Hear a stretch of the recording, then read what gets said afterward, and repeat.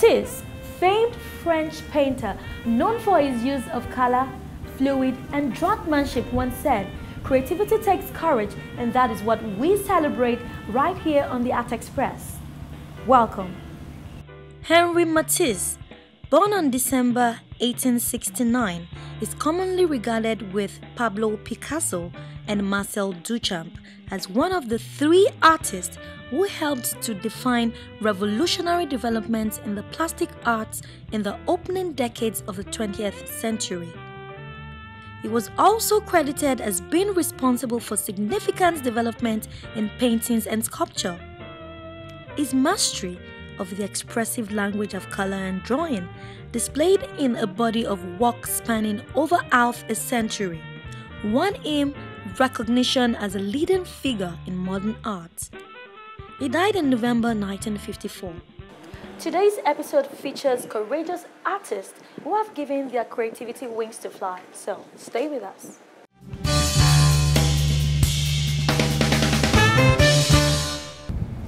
Wizkid's Holla at Your Boy video introduced us to the creative genius of Patrick Ellis Irritable, a video director and cinematographer whose music videos have been described as works of art. Patrick Ellis Irritable, a Delta State indigene, the second child of a family of 8, grew up in Warri, where he attended primary and secondary schools, and moved to Lagos to attend film school and later on to South Africa to hone his skills in filmmaking. His wizardry behind the lens made him one of the most sought-after music video directors in the country, with over 30 videos to his credit. He has worked with established and rookie artists who all keep coming back for more. Patrick Ellis Irritable is our player in the game. Alright, so check it out. First day of school. Patrick Ellis is a music video director. First of all, I studied architecture in school, so it has to do with a lot of drawing. And I like pictures. So I'm still a photographer, but I like motion pictures. That's why I'm going to video directing, because I like motion pictures. So as a young boy, I've always had it in mind that I want to do something that has to do with art, artistic work and all that. So since I have the opportunity of becoming a director, I just grab it.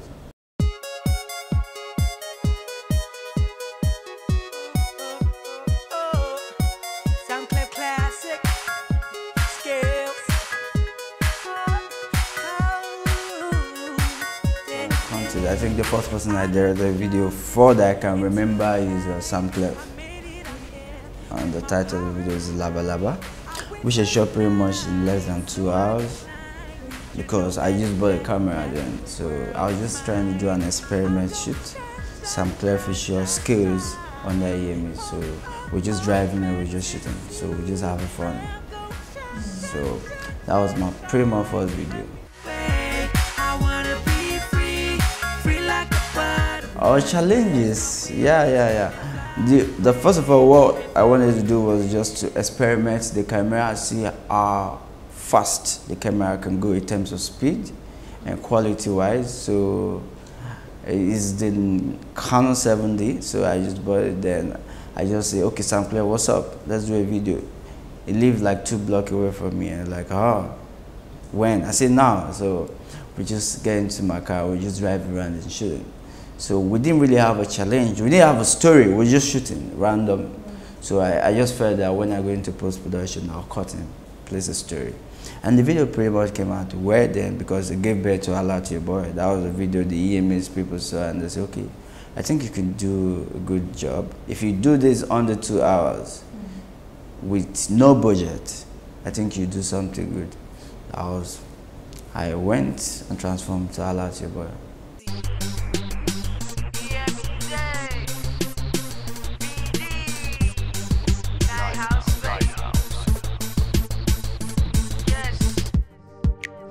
After then, I've shot a couple of videos, a lot of videos. I shot a video for Shank of recent, which is Ghetto.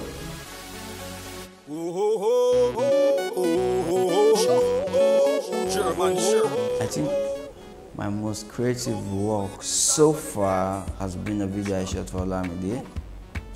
It was a viral video. It's young Eric, it's shot in the studio for about 4 minutes. I like doing things that nobody has done before. I like shooting video in hours. I just limit myself and say, okay, this video I want to shoot in 2 hours. Let's see how it goes. So I shot that video 4 minutes. That was a one-take video. I released it online and got a lot of buzz and all that. I was nominated in Canada for the video, but pretty much it wasn't even recognized in Nigeria. So far, it's the first video shot in Nigeria, one take. There's no cut from beginning to end. And in the post-production, we had an element of cartoon inside and everything. So I think from a creative point of view, that was my favorite video. I think, it's all about the song. And I plan sometimes. I have a script, I have a storyboard, but sometimes I end up shooting any of those things on set. Because it's about the attitude, the vibe I got on set. When I get on set, if I say, okay, we're doing this, and you can go along with it, we do. So I don't have a direct approach I go, but I just work, I freestyle. I just do how it comes. As a music video director, I'm particular about the kind of video I shoot, but at the same time, I think my work is to interpret visuals and not to say this song is not good. So to me, I want to deliver visually. I don't want to limit anybody because the song you say is not good can be the hit tomorrow. So as a director, I just try to understand the situation, the song, because for anyone to go to the studio to produce a song, comes out and say, we want to shoot video. I think a lot of people have heard the song. So to me, I don't think, I want to define myself, but not in a way by limiting people's creativity.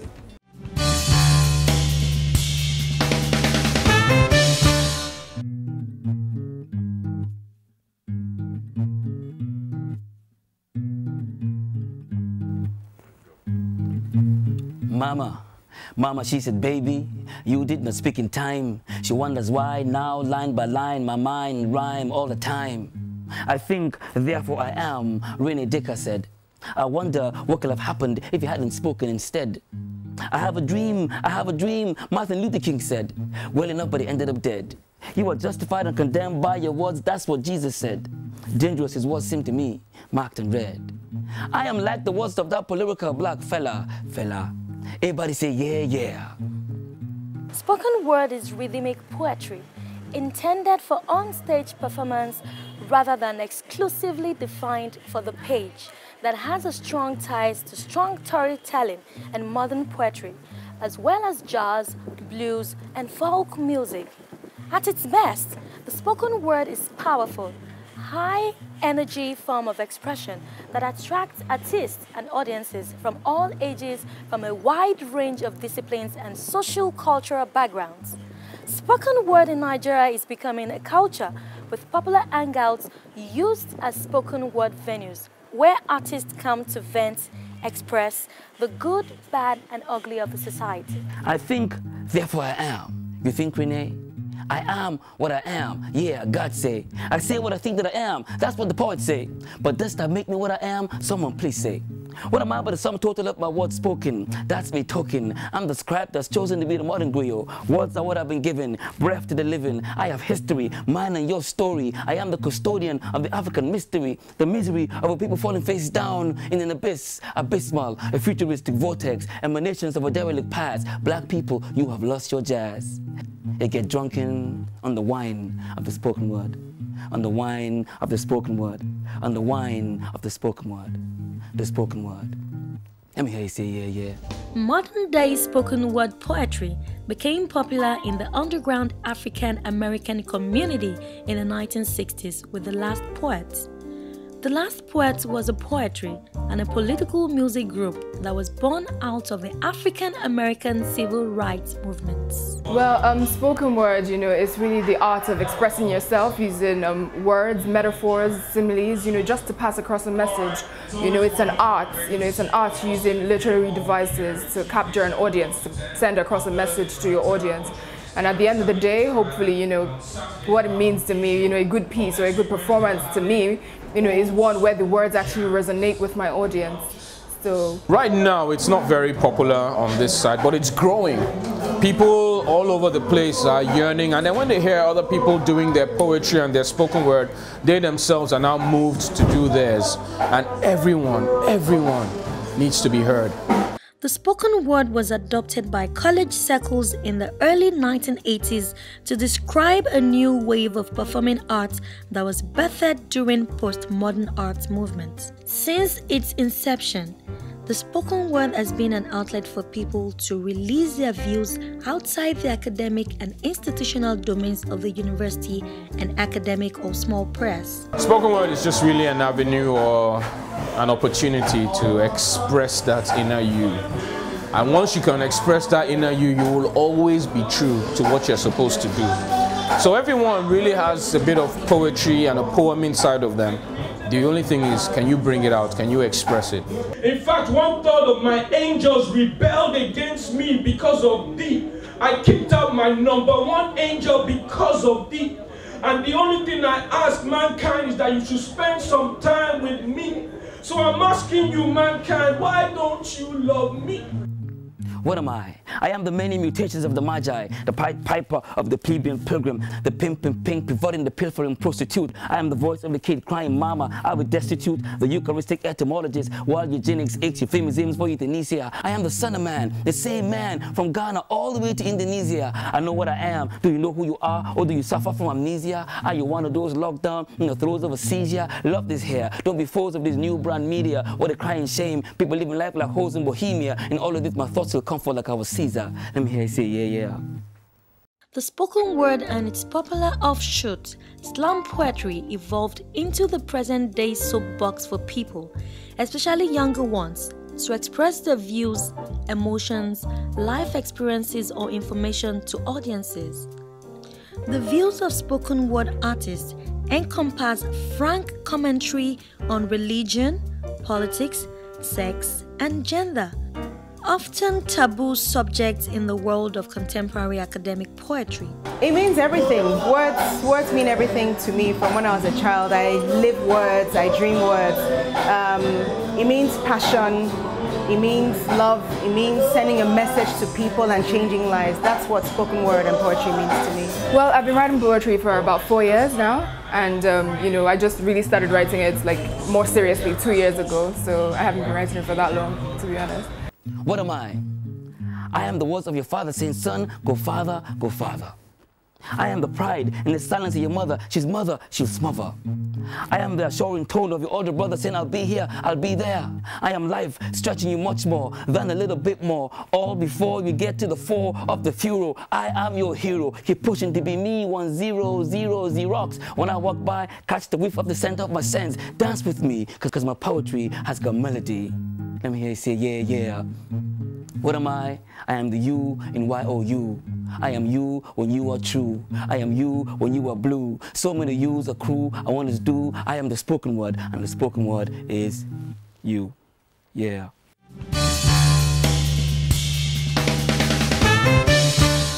This week, we have another wonderful stage production to preview.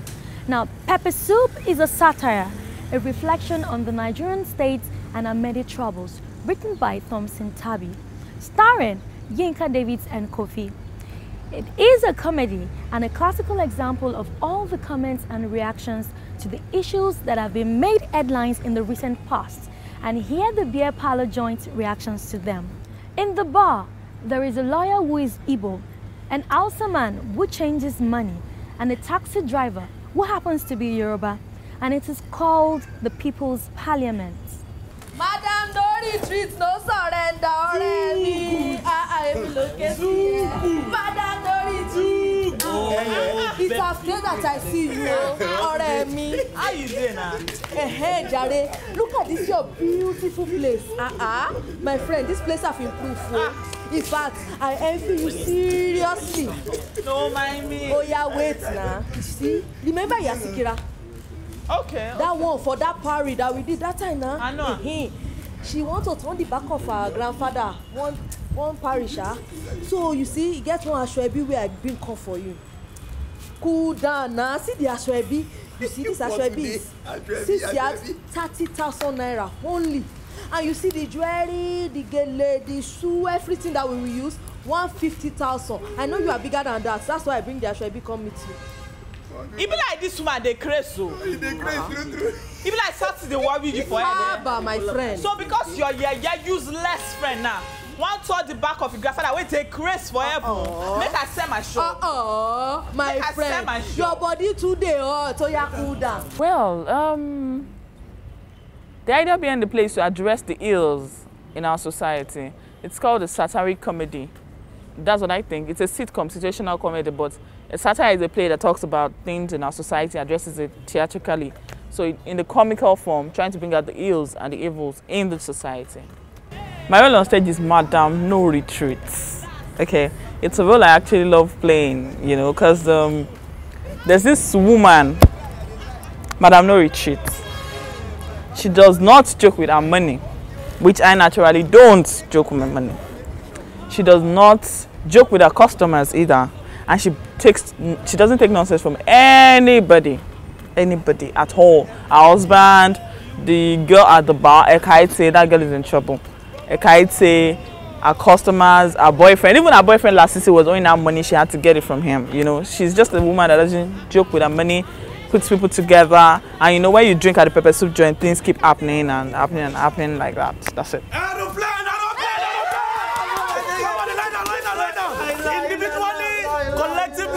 Separately, helicopter bomb is about to. The character I play is the character of a soldier, old soldier, a retired soldier that still exhibits that what would I call it? That military attitude. Will you all keep quiet? You've been speaking and spoken. You are all bloody civilian.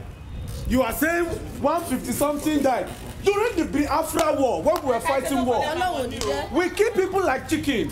The idea behind the play is that, you know, theater drama, you know, it's a black image. You know, drama mirrors the society, and then they do drama a lot, and they try to come up with the happenings in the society, you know, and try to, you know, project it to the public, put it before the public, the issues that is affecting the society, the common man, you know, and then try to paint it in a funny way, and at the same time try to pass information across to people that this is what is happening, and try to see the masses, their angle to it, the way they feel about situations in the country, and they are putting it across to people in a funny way, in a very relaxed mood. That's why they call it Pepper Soup Blues, but discussing serious issues.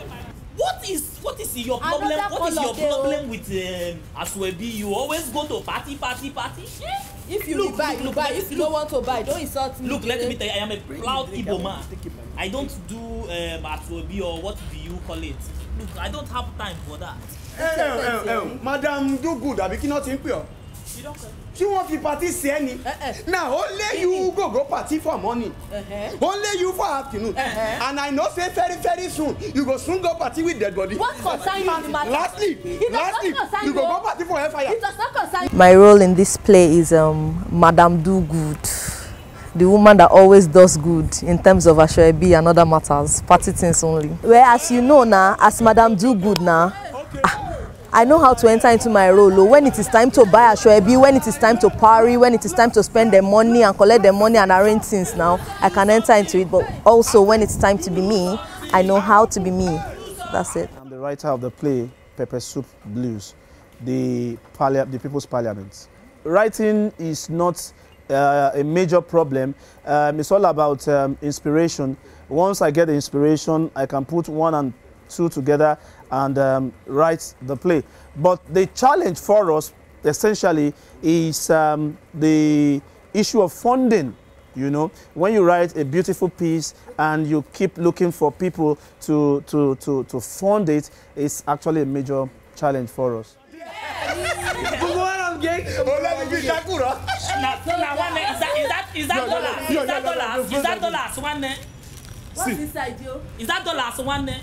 Pepper Soup is showing at Ember Creek on Sunday, the 26th of August 2012 from 5 p.m. to 7 p.m.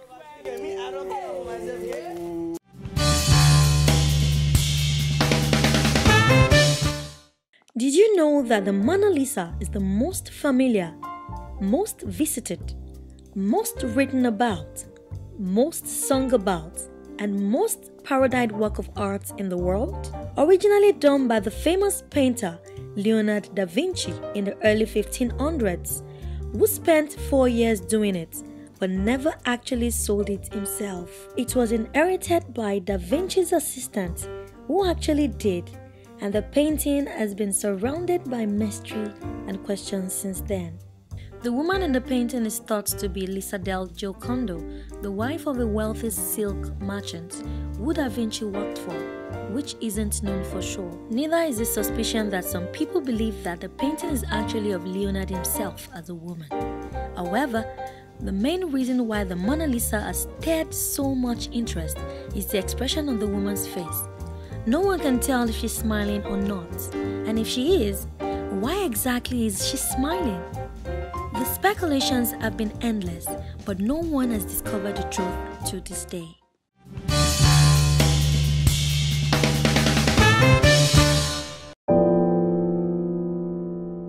What happened? What happened? Our movie review of the week is the long-awaited film In the Cupboard, directed by Desmond Elliott. In the Cupboard is the story that revolves around the lives of 6 siblings born into the rich, aristocratic De Souza family, a name synonymous with wealth and power. Oh my gosh, Asha, you're a lesbian! Oh, I think what everybody my age would have done. God, you slapped his hand, didn't you? Your father's will be read before he's buried. Everything seems perfect in their lives until their father dies unexpectedly, and all of them gather together from different parts of the world to be with their mother, the elegant matriarch Veronica Ronnie De Souza.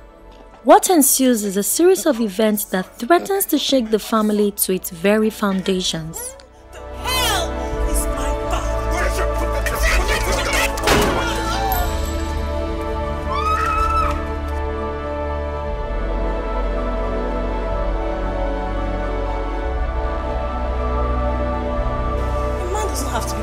To be a father. In the Cupboard is presently showing in the cinemas. Show me the trouble that is troubling your heart. I want to trouble the trouble. Well, being the matriarch of the family, she's the one that holds the family, or tries to hold the family yes. together. Tries. Yeah? Emphasis. I mean, like, emphasis on try, because, you know, having this kind of men, especially a first son like this, I must say that it was a very, I was going to say delicious experience. Yes, it was. I mean, it was a mixed match of different people, intense people, I must say. And it sort of like drew us close. I mean, like, since then, I've just been feeling a lot of affinity. Every time I saw Uti outside of set, since then, I was, oh, my son. And Alex is confirmed. I mean, he's just my son, you know. And he just sort of like bonded us together all through that period, you know. So it was a very good experience for me. Yes. Well, I played Tega De Souza. Tega De Souza happens to be the second male child of the rich and wealthy De Souza family, you know, who lived abroad most of his life, you know, who happens to be the rebel, the stubborn one, you know, the odd one out of the lot. And he came back to Nigeria for the reading of his father's will, only to hear, you know, and discover, you know, a lot of things in the cupboard. Oh, no pun intended. A lot of things in the cupboard, you know. So, you know, I'd say for me, it's been quite an experience, you know, acting alongside these professionals. You know, what the effort All right. I played Jenkins in the movie. Jenkins is he's a class A jerk. Jenkins is wow. He's got no love. Basically, the guy has no love at all. The guy is vexed. I don't know what's making him vex, but I think it has a lot to do with the fact that everyone else had traveled out, so he had to stay here and man the company. And he had a lot of secrets in his very big head, so he felt he could sort of blackmail is such a strong word, but almost kind of blackmail the family with the secrets. He's like one of those people that will just come and, you know, he's looking at everybody and saying, I know what you did, I know what you are, I know who you are. You know, he holds everyone's secrets down to his mother's secret. Yeah, his mom. So I loved the character. To sort of channel myself into this character, I tried my best not to get too friendly with anyone on set, so I won't feel bad when I had to be Jenkins on set. And for me, it was a new experience. Desmond was awesome directing me. I remember begging Desmond to bring out that inner dark person inside me. I don't want to give away so much. You need to watch to see it all go up and explode. So it was a win-win situation for me. And the minute we finished, we're like, you have to release this movie, take it to the cinemas. You just have to. So yeah, awesome experience. What the mind of man can conceive and believe, it can achieve. I hope you give your creativity wings to soar. Thanks for watching. I'll see you next week.